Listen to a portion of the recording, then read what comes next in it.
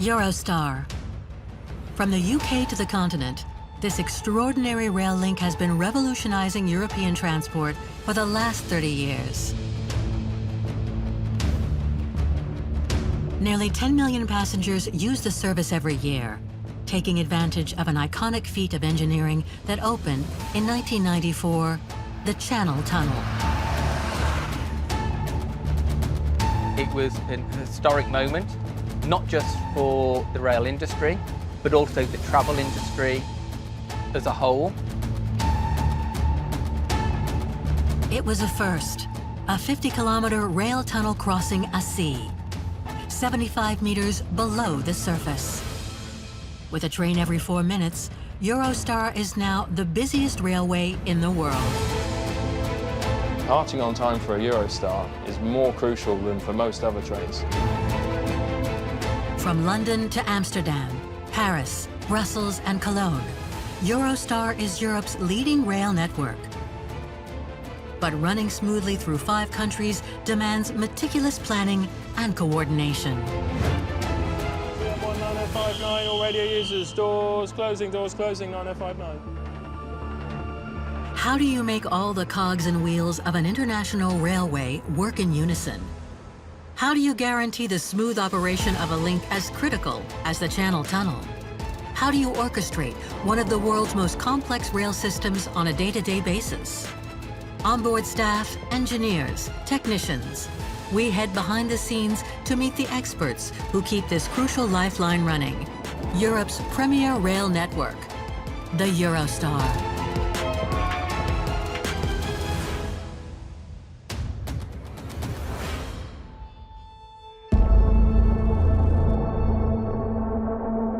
England, France, Belgium, Netherlands, Germany. In 3 decades, Eurostar has established itself as a major network, an essential link between the major cities of Northern Europe. We can have up to 6 or 8 trains running at the same time on different routes. For example, trains arriving from London while trains are leaving Paris, departing from Brussels with others setting off from Amsterdam. Eurostar connects the continent. Right from the outset, this line was inevitably going to be one of the most complex in the world. As well as needing to be operational across different rail networks, it first had to solve the major problem of crossing the sea. The starting point for this ambitious undertaking, then, was a key undertaking, a veritable feat of civil engineering. And without it, nothing else would have been possible: the Channel Tunnel.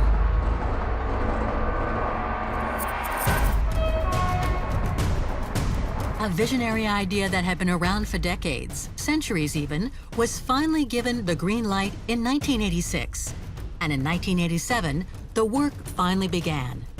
1,200 workers, engineers, geologists, and technicians set out to conquer land and sea. To finally realize this ambition, a tunnel had to be dug beneath 35 meters of water and 40 meters of rock. An undertaking that required some extremely powerful tunnel boring machines. Using 11 in all, they were tasked with digging not 1, but 3 tunnels simultaneously. Underground conditions for the work teams were extreme, given the huge pressure exerted by the English Channel and the seabed, which is 10 times the Earth's atmospheric pressure. During digging, the rock ceiling overhead could collapse at any moment. To avoid such a tragedy, the tunnel structure had to be put in place immediately. Meter by meter, the tunnel boring machines laid the concrete elements that would support the entire structure. Meanwhile, 4 pumping stations were set up to cope with the constant seepage of water from the seabed.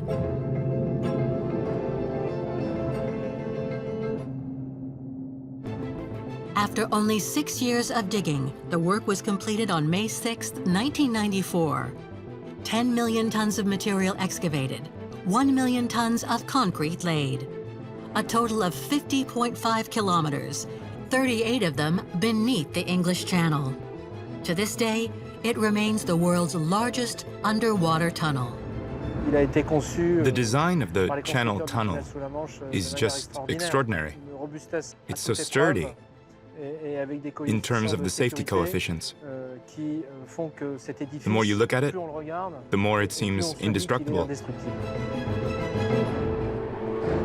In June 1994, the Channel Tunnel was finally open to traffic, and the first cross-channel railway link appeared. The Eurostar was born. The fact that you could go from London to Paris direct on a train through a tunnel was absolutely huge. Right from the start, the Channel Tunnel was a great idea. Imagine trains traveling at 300 kilometers per hour on land and 160 kilometers per hour, 75 meters underwater for 13 minutes. Since it came into being, the trains on the network have been in a constant state of evolution. In 30 years, they have enabled 200 million passengers to cross Europe at high speed on both sides of the channel. Whereas previous land-sea links between London and the continent were laborious, with air travel the only rapid solution, the Eurostar line with its tunnel has created a direct link between the heart of Europe's major cities.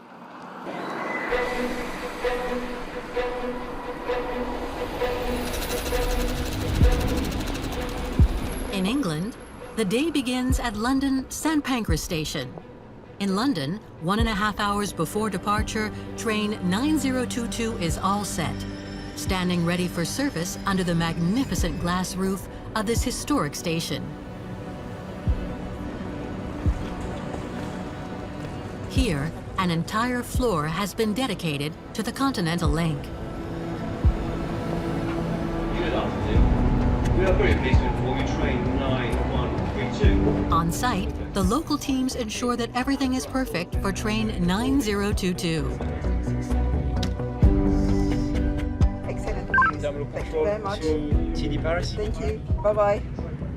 Preparations are made for boarding. Half an hour later, 1 hour before departure, Kevin, the driver, takes over. His first task is to check his work tool down to the last detail. The train's exterior, of course, but above all, its steering and safety instruments. To prepare the train, the first thing we have to check the outside, make sure that the lights are working, that the nose cone is closed. Then we come into the cab, we have to check that we've got all of the safety equipment available in case of emergencies, and then we have to check all of the braking systems and the safety systems that they're all working. Backward emergency brake. It's working well. All tests in the cab are complete, everything is satisfactory. Over. Departure for Paris is now only minutes away. The driver keeps his eyes glued to the signs. In just a few moments, he will be authorized to set off along the tracks.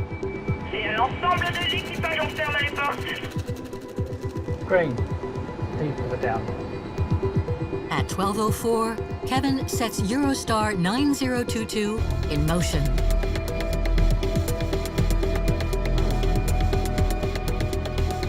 The train glides through the London suburbs along the English rail network, which required major changes to accommodate the high-speed rail link between Paris and London, which now takes just 2 hours and 17 minutes. Along the way, the driver's attention is put to the test. Focusing on the track and its control screens, one of his main jobs is to make sure the train has enough power at all times. The train has a maximum speed of 300 kilometers per hour, which is a very high speed. And in order to power that, it takes 25,000 volts through the overhead power cables. But also the systems of electricity are different in different areas. So we have to change electrical systems at different points in the journey. As they cross Europe, Eurostar trains operate on numerous rail networks. Different countries have different infrastructures, with variations in the power supply, which ranges from 15,000 to 25,000 volts, for example. The pantographs on the roof of the train collect this electrical energy throughout the journey. They are in contact with the catenary, the electrical cable that runs along the entire line. But every change in voltage requires a new pantograph. Some need to be lowered and others raised to maintain the train's power supply. Time is of the essence. These changes have to be made at precise interconnection points to avoid damaging the entire line. Not too early, not too late. That is a critical moment when driving the train, because if something distracted you and you selected the wrong system, that could cause problems, like it could potentially break the power cables, and then all the trains would have to stop. So that's the moment when you have to be really concentrating on what you're doing. After racing through the suburbs of London and the countryside of southern England, train 9022 is approaching a critical point on its route: the Channel Tunnel. And here is the tunnel entrance.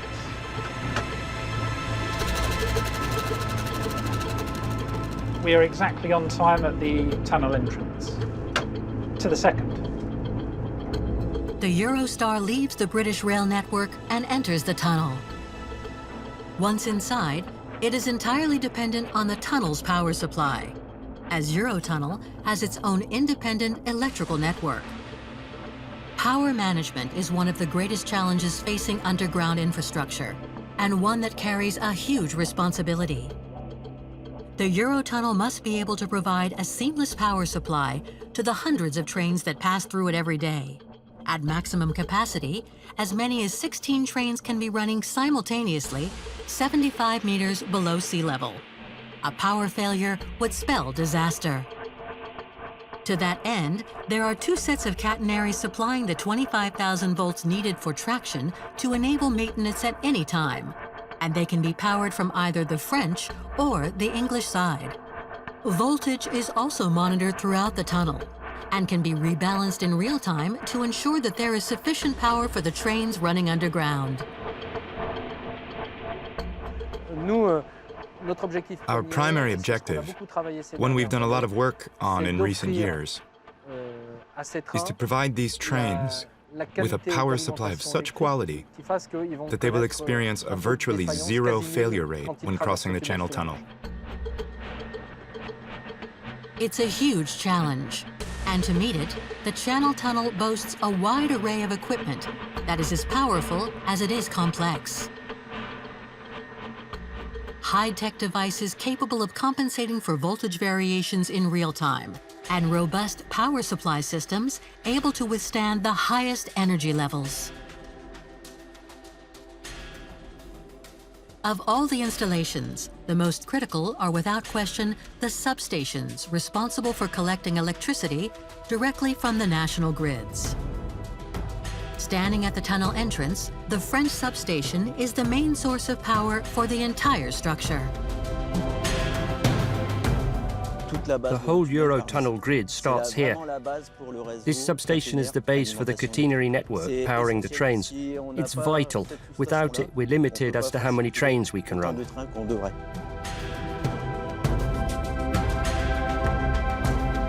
While their primary task is collecting electricity, the substations must also transform it into a usable form.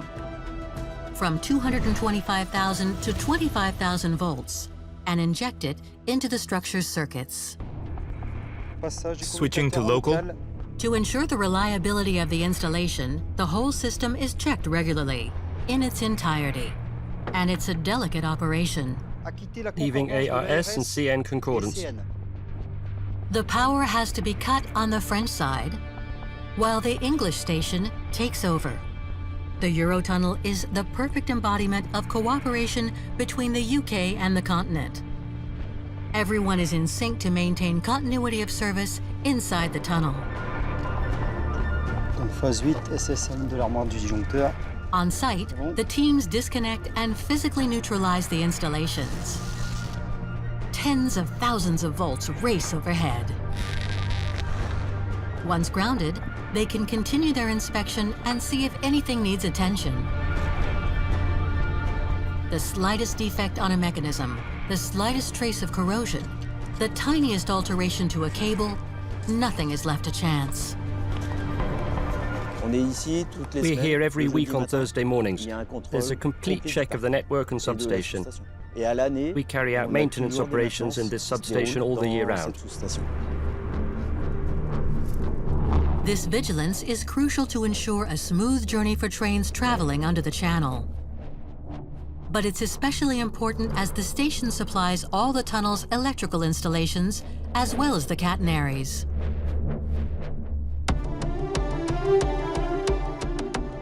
Around the historic structure, a whole range of systems and infrastructures are incorporated into the network, including the huge rail and road terminal serving the tunnel entrance,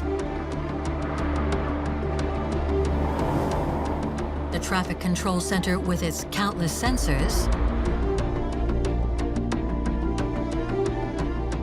and the signaling systems in operation throughout the crossing to keep drivers informed. Last but not least, the network powers the safety devices required for the underground crossing, like the gigantic ventilation system that makes the structure viable.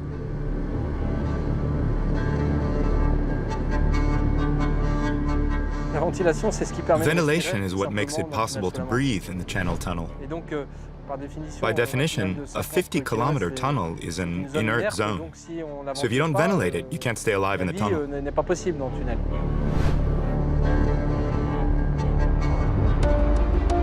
In order to circulate fresh, healthy air throughout the entire structure, the Eurotunnel is equipped with a veritable aeration plant. This installation is capable of cooling air and blowing it out at a rate of 100 cubic meters per second, the volume of 2 Olympic swimming pools every minute, and circulating it underground.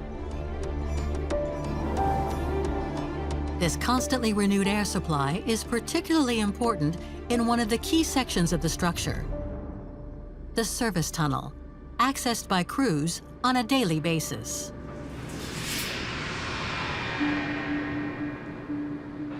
The Sangat shaft, the Eurotunnel's historic starting point, is one of the main entry points for the service tunnel. Right at the bottom, a highly secure access corridor leads to an underground airlock system.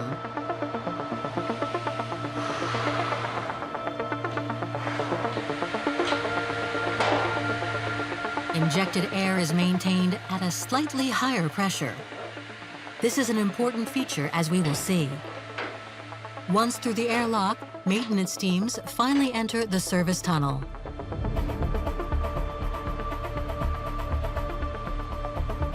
This tunnel, 4 meters in diameter and positioned between the 2 main tracks, runs the full length of the structure.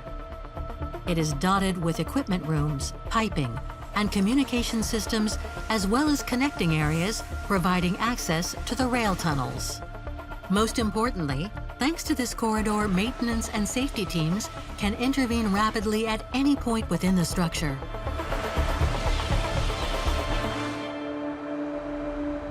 Using small, custom-built vehicles, the technicians are constantly on the move. Yes, no problem. We'll head back to the France portal. All along the 50-kilometer stretch, every piece of equipment has to be regularly checked. Every light, door, and service telephone. Yes, it's Julian. Can you hear me? Okay, thanks. The service tunnel is the subject of so much attention because, as well as being a maintenance tool, it's also the main safety facility for the entire structure in the event of an accident. Every type of incident, from a simple breakdown to a potential worst-case scenario, needs to be dealt with. There are certain systems which have to be working, which it could be okay for the train to operate on a normal network in the UK or in France. If certain things are not working on the train, it might not be able to go into the Channel Tunnel. So it has to meet those minimum standards. In the event of an unexpected stoppage, or worse, a fire, the tunnel needs to be evacuated quickly, very quickly. For a Eurostar train, that means bringing no fewer than 900 people to safety from a point somewhere between France and England, 70 meters underground, and beneath the sea. To that end, the tunnels have cross-passage access points built into them, allowing passengers to take refuge directly in the service tunnel. They are spaced every 375 meters, which is why Eurostar trains are 400 meters long. That way they are sure to stop in front of at least one access point. This is when the slightly higher air pressure in the service tunnel applied by the ventilation system comes into play. In the event of a fire, when the access doors are opened, the pressure differential will prevent fumes from entering the service tunnel from the railway tunnel. In the service tunnel, passengers are immediately in a refuge that is completely safe. Thanks to the Channel Tunnel's complex ventilation system, conditions for evacuated passengers will be wholly normal.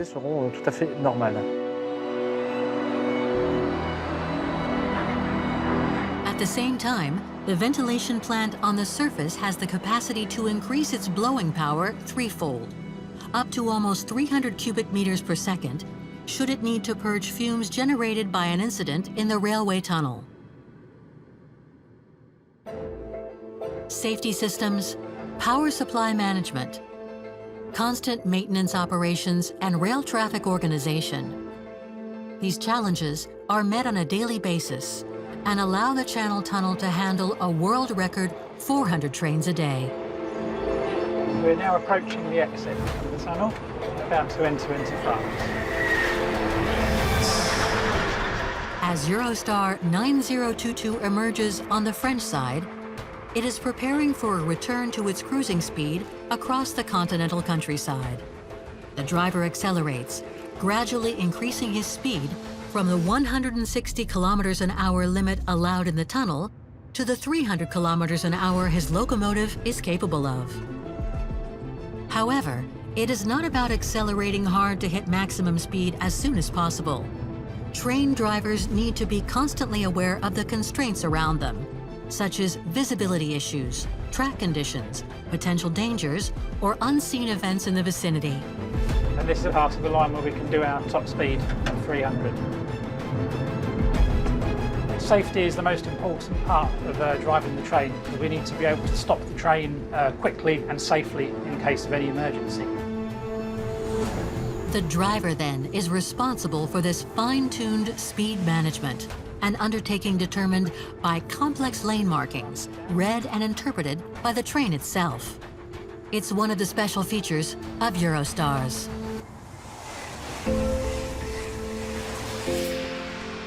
Signaling depends on the type of line and the country. Information is sometimes transmitted via beacons directly on the line, sometimes transmitted remotely and received by antenna on the train. In other cases, the speed is directly controlled by the infrastructure itself. Eurostar's trains need to incorporate all these systems if they are to cross Europe in complete safety. Along the way, the driver has to maintain his focus, both on the track and on his screens. Speed restriction coming up ahead. On the approach to Paris, as the landscape becomes denser again, the train slows down. Through perfect speed management, the driver manages to stay on schedule. He pulls into the Gare du Nord right on time. It's a daily feat taken for granted by passengers, but essential to the complex management of the cross-channel link. And we have arrived.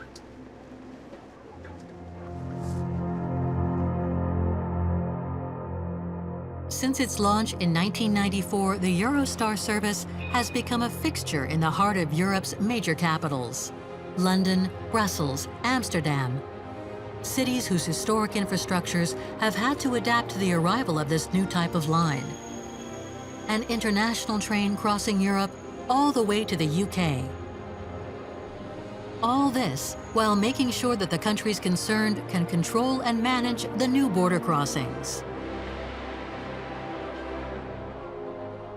In Paris, Gare du Nord was the logical choice for the cross-channel line. But then, it has to fit in with the daily hustle and bustle of the famous station.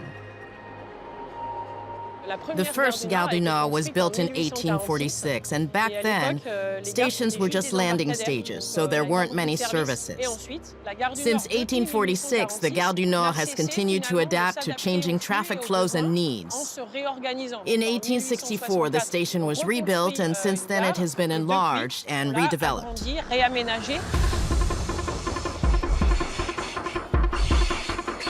Over its 170-year history, the Gare du Nord has seen all the developments and evolution of railways and public transport. Today, the Gare du Nord handles 700,000 passengers a day, and that's where the challenge lies. We have to be able to provide services for international travelers who don't necessarily speak French, who may not even know Paris, while meeting the needs of commuters who live very close to Paris, or travelers who are just passing through. So these two groups of people need to be managed within the same station.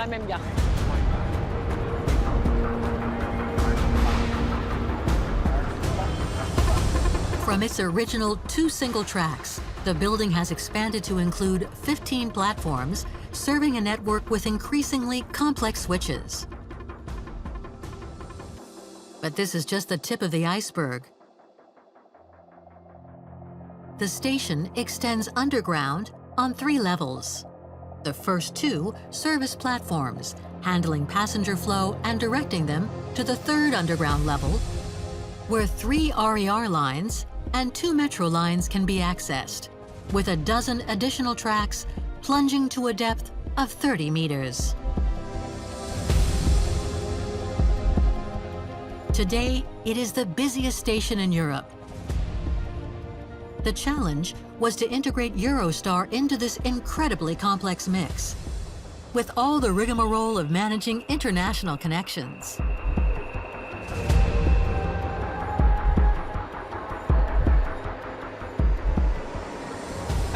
So when the Eurostar arrived, it brought with it a new factor, the aspect of crossing borders.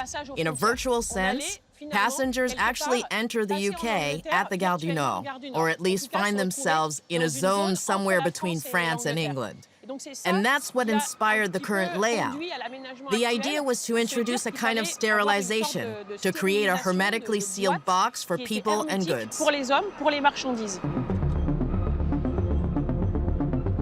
Within the station, the 4 westernmost tracks have been exclusively allocated to the cross-channel line. Around them, a so-called sterile zone has been created with a physical and inviolable separation of the tracks along the entire length of the platforms. Above is the overhanging mezzanine, where border crossings and boarding are organized as efficiently as possible in the style of an airport terminal.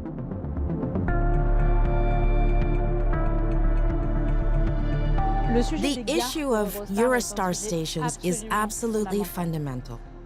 Today, when you're in London or Paris, I don't think there's any other place in Europe where you can cross the border in such a short space of time. Here in Paris, you go past the border police, leave France, take 3 steps, and then enter the UK through the UKBF, UK Border Force. So obviously, these are border crossing points which are absolutely key for us and immensely complex places to run. Every day, at the rate of more than 1 train an hour, Eurostar crews carry more than 30,000 people across the UK border into the heart of Paris.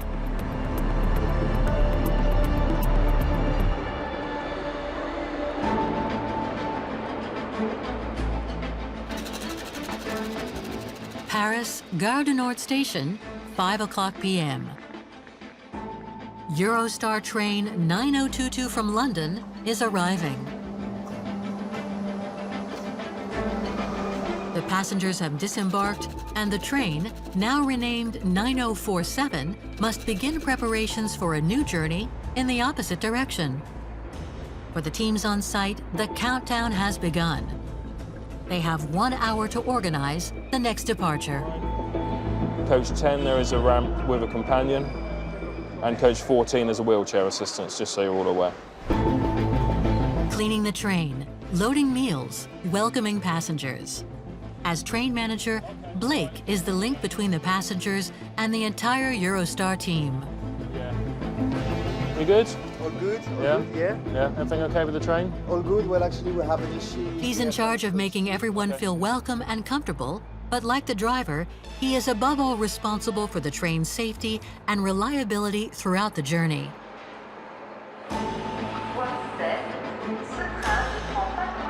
As soon as the train pulls in, the train's manager's first task is of paramount importance. He reviews the entire train, starting with its exterior. We start when the train arrives in the platform, even though it might have travelled already from London to Paris or from Paris to London. We start as a blank sheet of paper, so to speak, so we check the train entirely from top to bottom before it goes out on its next journey. So for us as train managers, we'll start by looking at the exterior of the train. We're checking that none of the windows have been broken during the journey. It's a 400-metre long train, so that takes a bit of time. We're also making sure that all of the parts underneath the train, there are some cupboards and electrical compartments underneath the train, we're making sure that they're still correctly in place. A Eurostar is made up of 16 carriages in a single section. At almost half a kilometre long, it is one of the largest passenger trains in the world. Hurtling along at 300 kilometers an hour, the train is subject to the usual dangers associated with extremely high speeds. The slightest impact can shatter a fragile part of the bodywork. The train also has to cope with the effects of bad weather so common in Northern Europe, and amplified by speed. Every part must be positioned correctly to absorb the slightest vibration. These monitoring points are the daily lot of high-speed professionals. But when it comes to crossing the sea, the Eurostar's real raison d'etre, the train faces some unique challenges of a type never before seen in the world of rail travel, the ones introduced by the Channel Tunnel. Safety is a crucial part of any railway, especially for us, of course. We have two elements that are different to some other railways that people might have travelled on before. Of course, we have our speed. We're travelling at speeds of up to 300 kilometres an hour. And then, of course, we have the element where we are, at one point during our journey, some 75 metres beneath the surface of the sea. Those two elements are always going to necessitate an extra care. With its exceptional depth and length, the tunnel creates what is known as a thermal inertia zone. The temperature is around 15 degrees Celsius at all times, summer and winter. As a result, during hot or cold spells, the nature of the infrastructure subjects the trains to temperature differentials that can sometimes reach several tens of degrees. These variations place unusually high demands on the machine's parts and gears.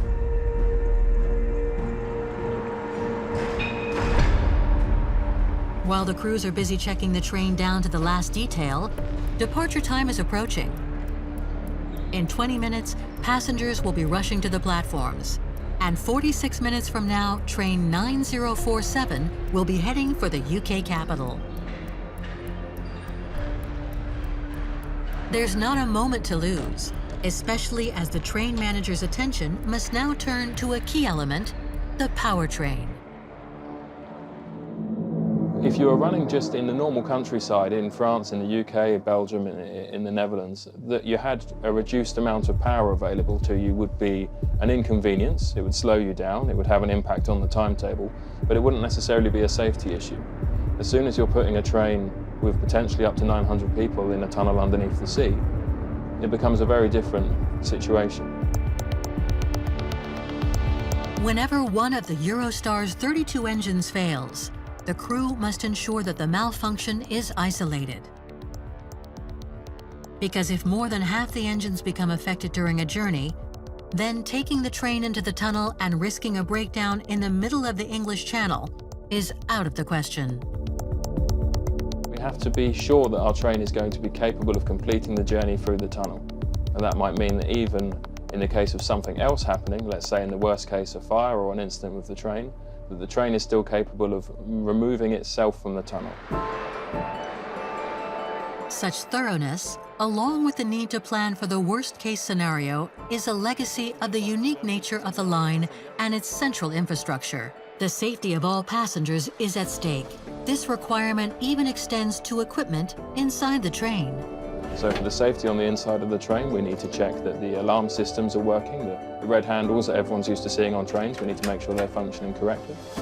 We need to make sure that the air ventilation system is working correctly. That's an essential part of people's safety on board. TM1 for TM2, are you receiving? Over. TM2 receiving. Yeah, all good for the PIDs on the front half, over.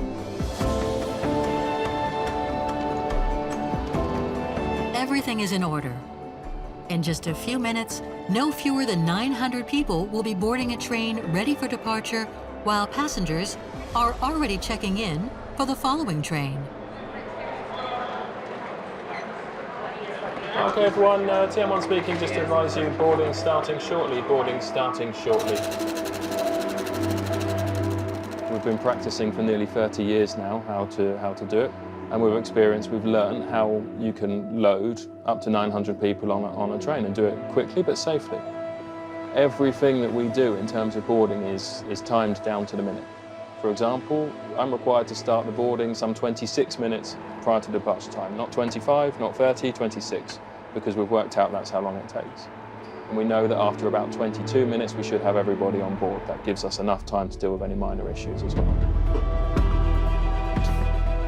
Mesdames, Messieurs, chers passagers, j'ai le plaisir de vous informer que l'embarquement de notre Eurostar est terminé. Nous allons bientôt fermer les portes d'accès. Pour votre sécurité, veuillez vous éloigner des portes d'accès qui seront fermées automatiquement. À très bientôt. Everything under control. Eurostar 9047 can finally get underway. In just 2 hours and 17 minutes, it will pull into the UK capital.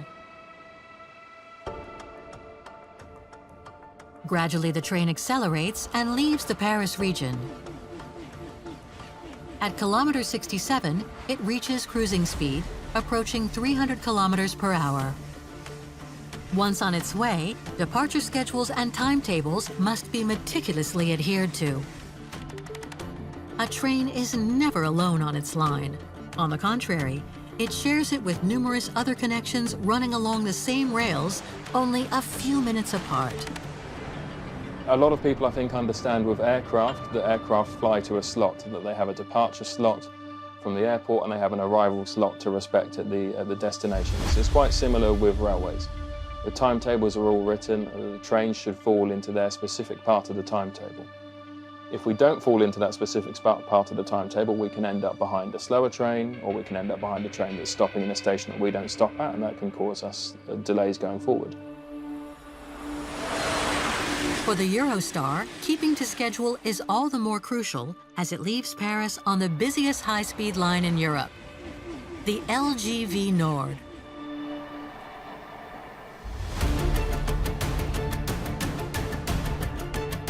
Over its 225 kilometers, no less than 30 trains run every hour. These include Eurostars and many other high-speed trains. The slightest hiccup can have consequences for the rest of the day's journeys right through the network.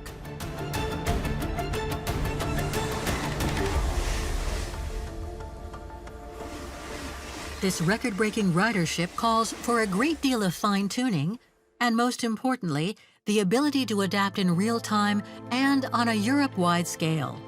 The impact of a passenger problem in, say, Amsterdam Station needs to be assessed in terms of the consequences for a train running 2 hours later through high-speed traffic in northern France. All this in the knowledge that the slightest error can translate into increased delays for all rail traffic on the continent. Sur la rame 3205-3206, on a une IMO chez vous cette nuit. J'ai pas la possibilité de la suivre. To achieve this, Eurostar is equipped with a control center that can precisely track each of its trains in any territory in its network. It's the control room's job to closely monitor what's going on at all times. It knows exactly where each train is, where each train manager is, and each driver is committed to ensuring that everything runs smoothly. So it's their job to coordinate all these trains with one another right across these networks. Here, using the tools at their disposal, the teams can centralize all the geographical, timing, and forecast data for the networks in each country. They keep an eye on all the rail traffic in France, the Netherlands, Belgium, Germany, England, even under the sea. We've created an in-house map on which we track all our GPS-based traffic, plus ground data, so that we can actually see the speed of the train, where it is, what it's doing, and how it's going. Then, if there's an incident on, say, the French network, we use the tools linked to the French infrastructure. We then pinpoint it, see whether there are trains ahead or trains behind, because it's important to be on top of developments and decide how we're going to handle a situation and how it will pan out. Donc je peux appeler de l'action de contrôle. Donc on fait 43 pour 152. The operators are in direct contact with each crew, as well as with the other European rail companies and the managers of the various rail networks used by Eurostar. In the event of an incident or unexpected breakdown, whether a Eurostar train or otherwise, the control room is able to identify a series of alternative escape routes and determine the optimum way to bypass the incident, even if it means temporarily leaving a high-speed line and rejoining it later. Other companies using the same track are then alerted in order to prevent a domino effect, whereby the incident impacts the entire network. In this way, a potentially dangerous disruption is restricted to just a few minutes delay. I've got a small change to tell you. It's not just us. We're in the middle of all the other traffic. So anything we do has an impact on other operators. But all the things they're dealing with also have an impact on us. So that's our job. We have to work in conjunction with them to be as efficient as possible. The objective is clear. Know everything, anticipate everything, control everything. It's a rule that becomes all the more crucial when it comes to the key infrastructure of the route, the Channel Tunnel. In northern France, on the approach to Calais, train 9047 lowers its speed. This now historic section of track linking the UK to the continent is the most critical point on the Eurostar route.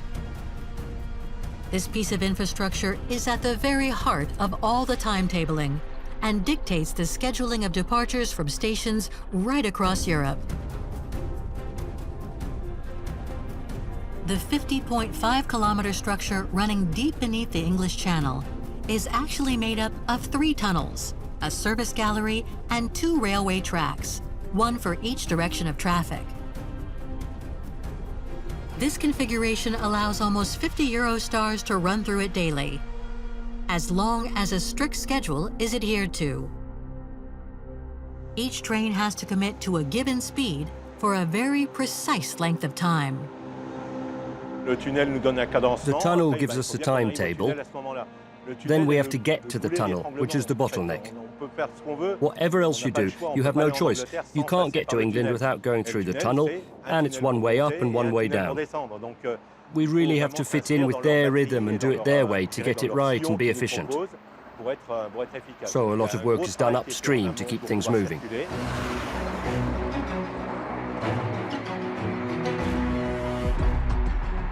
The tunnel is a real funnel. All the more so as the Eurostar is not the only service to use this unique link between France and England. The infrastructure managed by Eurotunnel, an independent company, is also used by freight trains and shuttles carrying trucks and cars. Around the underground structure, the company has developed an impressive boarding terminal.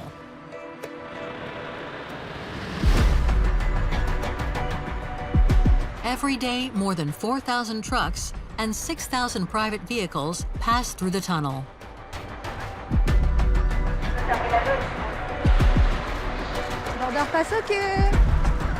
Bye-bye. They are directed to the platforms before boarding huge 800-meter-long shuttles. Hello, may I have a look? Thank you. Oh, okay, thank you very much. Once on board, After some final safety checks, they are ready to head off under the channel with the rest of the rail traffic. Shuttles, freight trains, and Eurostar all run on the same tracks and under the same sea. With a train every 4 minutes, the tunnel is now the busiest rail infrastructure in the world. F5, I have one stopped. Yeah, we can put it on F5, let's do it. To coordinate all this traffic, the tunnel operators naturally have their own control room, quite separate from the one used by Eurostar. Using an impressive bank of screens, the teams can keep an eye on the tiniest details and monitor any movement within the structure. There are lots of different users. We have a daily schedule that we have to stick to closely. And with a departure every 4 minutes, it's really tight. The slightest delay can have a knock-on effect on other traffic leaving from France or England. Laurent, the transfer's ready. Can I send it right away? Yes, you can go. Let's do it. Added to the sustained rate of departures is another complicating factor, which is that the trains travel at different speeds while actually in the tunnel. For freight trains, it's around 100 kilometers an hour. For the Eurotunnel shuttles, 140 kilometers an hour, and for Eurostars, 160 kilometers an hour, which are restricted for safety reasons. As the day progresses, they need to be released into the tunnel in the right order so that the slower ones don't slow down the faster ones. Eurotunnel trains run at 140, and Eurostar passenger trains at 160, meaning a fast Eurostar will catch up to one of our trains over a distance of 50 kilometers. So it's up to us to optimize the Eurostar's entry so as not to slow it down in the tunnel. To that end, we may have to hold back one of our trains for a minute or two to enable the Eurostar to hit 160. Any unforeseen event requires immediate action and constant communication with the Eurostar teams to avoid accumulating delays. Hello, it's Veronica Thierry. How are you? On the operational side, our job in the control room is to notify Eurotunnel the moment there's the slightest disruption, and to alert them that we're breaking with the schedule so we can fill any remaining slots and make sure as little time as possible is lost. We need to adapt constantly, and it's very time-consuming. In fact, as you see, we're in regular contact, so the phone rings a lot. Yes, go ahead. With the incessant flow of trains through the tunnel, the traffic control centers guarantee the safety and fluidity of this crucial link 24/7.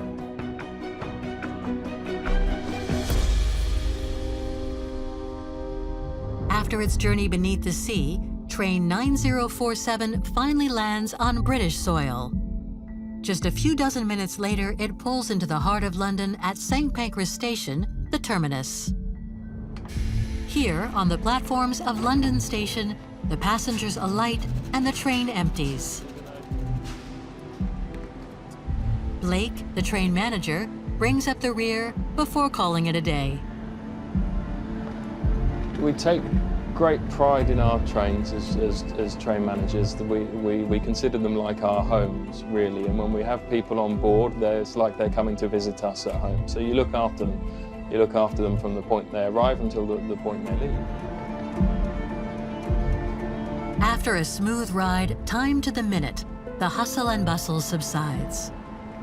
For train 9047, the daily shift is done. Over the past 30 years, the Eurostar network has expanded throughout Europe. Considering the line that had so many special features when first created, it was always destined to be one of the most complex in the world. Obviously, many technological and infrastructure difficulties had to be overcome to create this line and put the trains into service. Over the years, the network has expanded. After the UK, France, and Belgium, this now essential link connects the Netherlands and Germany. Europeans can live in Paris, study or work in London, come to see their parents in Paris at weekends. So yes, it really has changed people's lives. You can't say that that's just a train, that's much more than a train. That's a change in political and social life in an entire continent. The excitement and the romance of that has continued for nearly 30 years. So, you know, we're so lucky that we can be part of that. People's travel behaviours are changing, and they're changing to a green mode of transport. That's what Eurostar can provide and has provided for nearly 30 years. Today, the Eurostar punctuates the daily lives of millions of Europeans. It has redrawn the contours of the continent beyond its seas and its borders.